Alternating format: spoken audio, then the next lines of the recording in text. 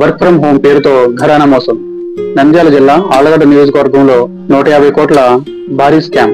బాధితుల నుంచి దాదాపు 150 కోట్లు కలెక్ట్ చేసి పరారీలో ఉన్న నిందితుడు. Welcome to our channel keywords. Kurnool జిల్లా ఆళ్లగడ్డలో ఆలోచనలు వెలుగులోకి వచ్చిన కొత్త స్కామ్. నిరుద్యోగ యువతకు నెలకు 40,000 జీతం మరియు ల్యాప్టాప్ ఫ్రీ అంటూ ఎరా. బాధితుల సంఖ్య సుమారుగా 5,000. 3.5 లక్షలు కట్టి సంస్థలో జాయిన్ అయితే నెలకు 40,000 జీతం.